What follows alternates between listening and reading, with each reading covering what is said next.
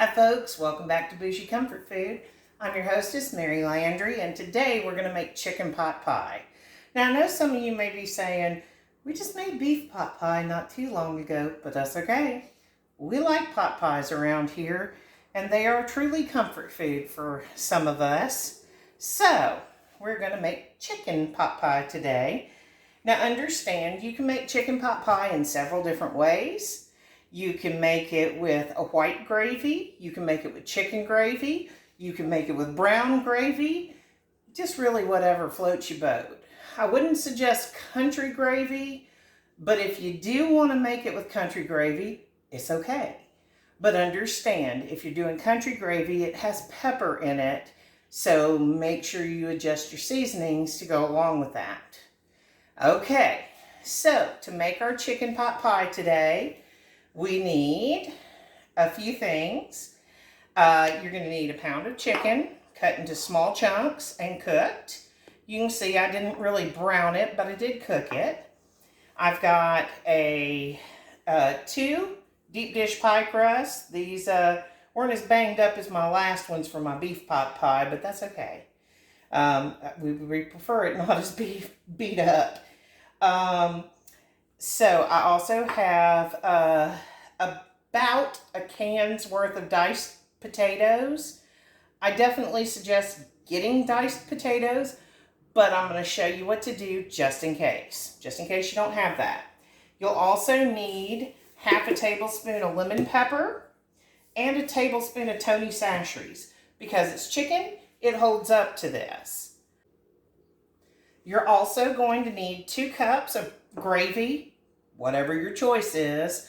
I have brown gravy at the moment, not chicken gravy, so that's what mine's going to have. So, 2 cups of gravy. Now, if you're going to make yours with a white gravy or chicken gravy, you can vary your ingredients. I make my chicken pot pies typically the same way that I do beef, which is a bag of mixed vegetables, potatoes, and whatever meat and some brown gravy. But if you're wanting to get a little fancy, you can take broccoli florets and kind of dice them up a little bit. I'd suggest using frozen ones because they just seem to break down a little easier into your pie, but you don't have to. And if you're going to do broccoli, a good choice to go with it is a little bit of potato. I would suggest with that one, half a can of potatoes, not a full can. And I would suggest you also put frozen carrots and peas in there. Now, you don't have to do that. You can make your pot pie whatever way you want to. This is just the way I make mine. You can also put mushrooms in and make it your own. You know, carrots and peas are the common thing to put with chicken. Now, I use just the bag of mixed vegetables because it has carrots, corn, green beans, and peas. You have to add your potatoes. I do not suggest using frozen potatoes in this. They just turn into mashed potatoes when you do that. So, say you got all prepared and you got everything and went, ugh, I got whole potatoes instead of diced potatoes. Don't panic. I got you. I got you covered, folks. So, you get out your can of potatoes. They're whole new potatoes instead. They look like little small ping pong balls of potato. Now, the hardest thing about dicing up a potato like this, first of all, it's very soft. Do not use fresh potatoes in this recipe, or else you're going to be fighting mashed potatoes or potatoes that are so hard you can't eat them. Use canned potatoes. Now, to dice up this potato, I'm going to take it, hold both sides, and put my knife in the middle. If my little bears are watching, please do this under supervision of an adult. Now, we've sliced it in half. So you're going to lay those flat sides down on your cutting board because that's a lot easier to deal with. Then you're just going to roughly take it into thirds. And then cut those thirds either into thirds or a half. I usually do half because I like pretty big chunks of potato in my pot pie. But see, you've made diced potatoes now. Just like that. Super easy. Now see, this side was a little thicker, so I cut it into different sizes.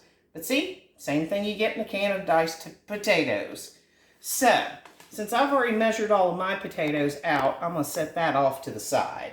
I have about 2 cups of diced potatoes because I got new potatoes and not diced potatoes. Now, I have already cooked our chicken. And you're probably thinking, boy, I don't want to end up with a pocket of salt or pepper in my food. So what you do is you take your 2 cups of prepared gravy. And what you're going to do, remember I said we're going to use half a tablespoon of lemon pepper. Now, I'm from South Louisiana, so y'all know I like my stuff a little spicy. That's why I'm putting Tony Chachere's in mine. Now, I want not a whole tablespoon, which you can do, but I want half a tablespoon of the lemon pepper. I just don't feel that it needs a full tablespoon because you'll end up with a salt lick instead of a pot pie. So, let me scoop out. Let me kind of do this over my sink. I want half a tablespoon of lemon pepper. And it does not have to be perfect. It does not have to be 100%. You know your taste and your family's. So half a tablespoon of lemon pepper. And I'm going to take a tablespoon of Tony Chachere's. Now, why so much Tony Chachere's when the beef pot pie only had a half a tablespoon? It's because chicken can hold that seasoning a little easier. It's a little less salty in my opinion. But it gives it a lot of flavor. And so I want this one to be a little more spicy. And I do the lemon pepper because I feel lemon pepper takes away from the canned flavor that you get with those potatoes. So it's really just a taste preference. If you don't like lemon pepper or you can't have that much salt because it's already got a lot of salt in that prepared gravy, if you don't want to do that, that's fine. You could put some rosemary, some tarragon, some oregano, and some basil in there, and it would be fantastic. You know, you can do whatever your particular taste is.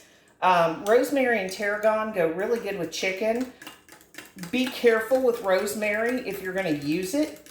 Make sure you break it up or dice it up really well, because rosemary is the leaves of a small bush. When it dries, they're kind of like drying pine needles off your Christmas tree. So, those do have a sharp point on them, and they will poke you in the tongue. It is not a happy feeling. Now, you could, like I said, you can use it, just dice them up really small. I don't really suggest it for a chicken pot pie, but some people love the flavor of rosemary and chicken together. It is just the end-all be-all for them, and that's fine too.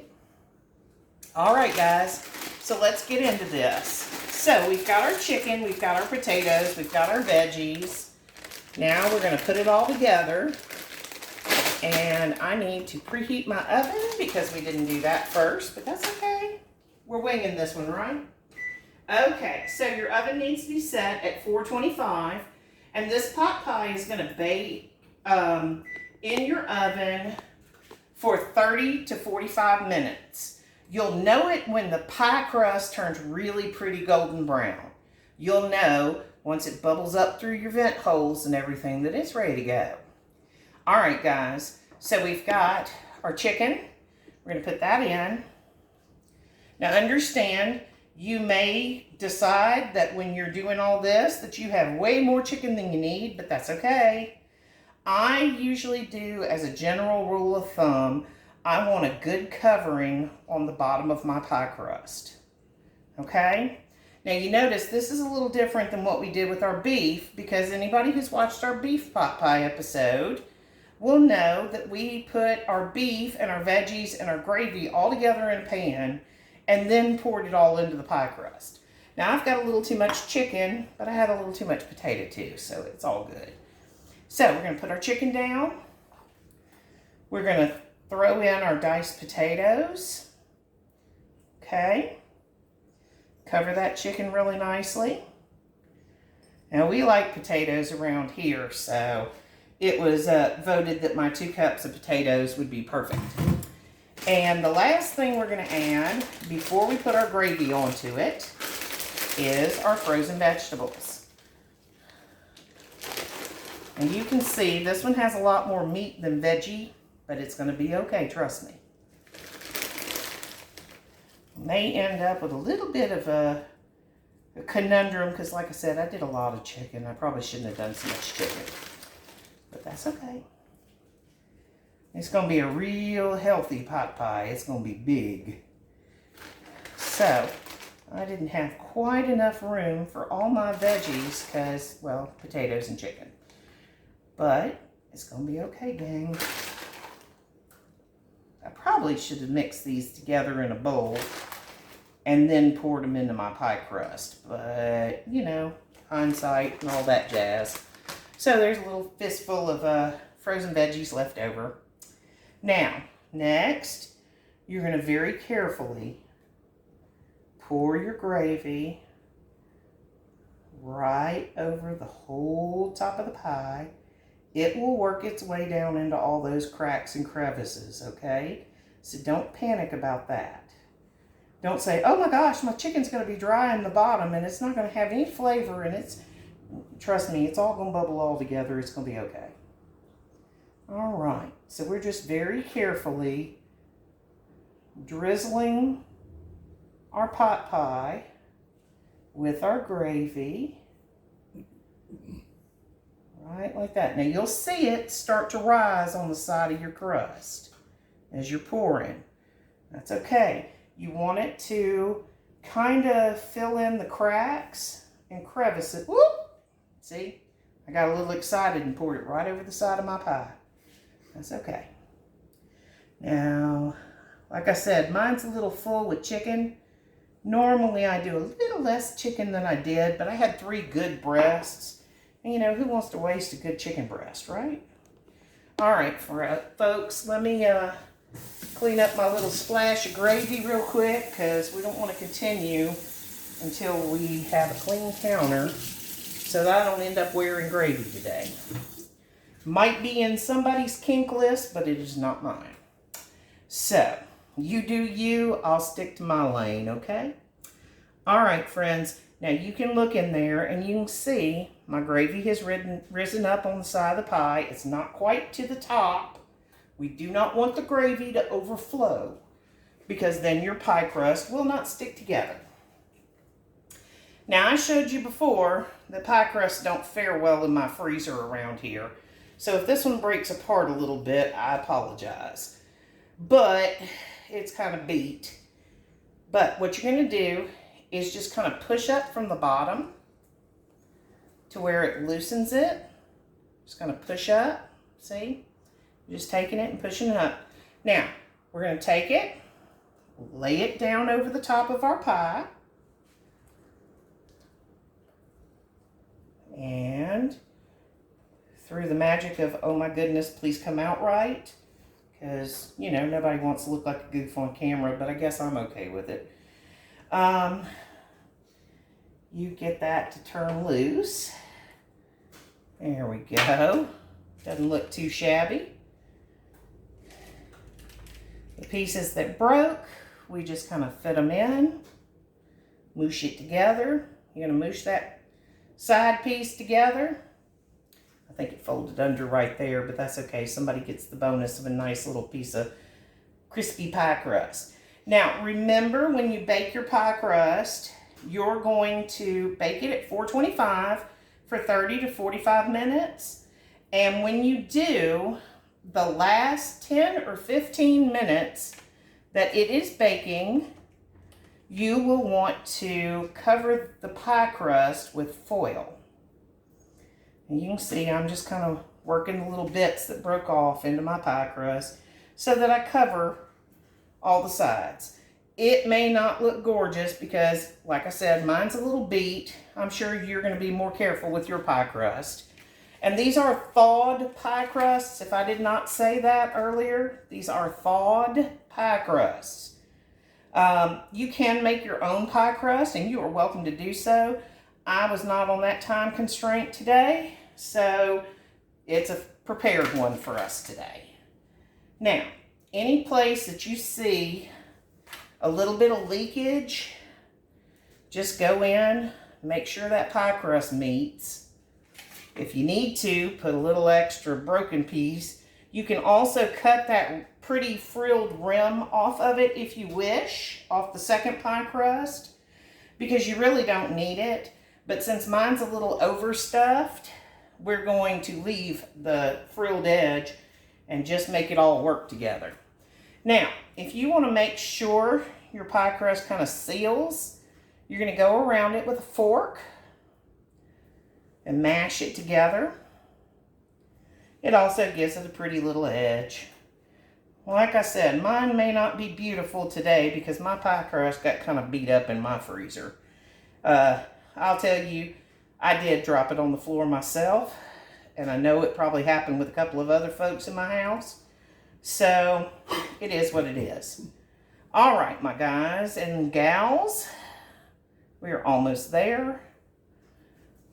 Like I said, one side isn't going to be very pretty, but that's okay. It's going to eat well, so that's all that matters. If you're doing this for company, get fresh pie crust so that you don't do what I did, okay? You can always make it look prettier for company, but we're just eating at home tonight, so I'm not stressing it. Now, we've got that overstuffed pie crust. I like to bake mine on a pizza pan because it's round and it catches everything. You don't have to, but the one thing you must do is cut vent hole slits in your pie. I have been known to be quirky and put a B on it because, you know, roll it, pat it, mark it with a B, put it in the oven for baby and me, the old nursery patty cake rhyme. I would do those sometimes just to be funny, you know. But then people usually, when they come over to eat, they're like, why does it have a B on it? I have been known to put C's on them so that people know it is chicken pot pie, because sometimes I make beef and chicken together because you never know who's eating and what they'll prefer. Now, I got some slits in there for venting, and my pie is ready to go in the oven. So, we will see you back in about 30 to 45 minutes and show you what my Frankenstein pot pie has turned out as. Just remember, folks, that if you're enjoying this video or you just enjoy my presentation, give us a subscribe. We have a lot of other food recipes on the web right now on YouTube. Everything from Mongolian beef down to hamburger sliders.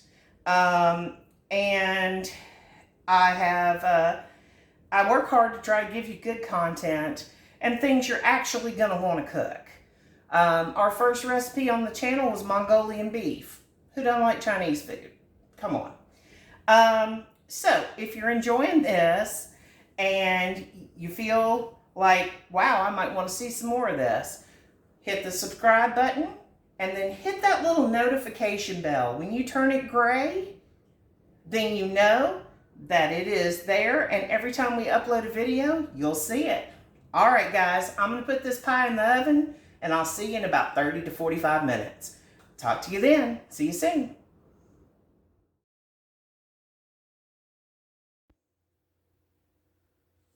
Okay, guys, so our pot pie is out of the oven, and what you want to do is let it rest for about 10 minutes. That helps the liquidness of it gel. And as you can see, we wrapped our crust in foil so it wouldn't burn. All right. So, let's cut into this big bad boy and see what it's all about, right? Okay, guys. Nice flaky crust. Yummy, yummy, yummy. And I've been told people are hungry, so we're going to cut this one a little bit large. Plus, it'll be easier to get out of the pie pan. I don't have a pie server. If you have one, you'll probably have more luck than I'm about to make of this mess. But I'm going to slide it a little bit over and cheat. Okay, here we go. Let's get this out of here. Look at that. See all those veggies? All that steam coming up? All right, my loves. So, again, if you've enjoyed this video, consider subscribing for more content like this. And hit that notification bell and you'll know every time we upload a new video. So, from all of us here at Bougie Comfort Food, we would like to wish you a blessed evening and a great rest of your week. Thanks so much for joining us. Y'all take care now. Bye. Save a place for me.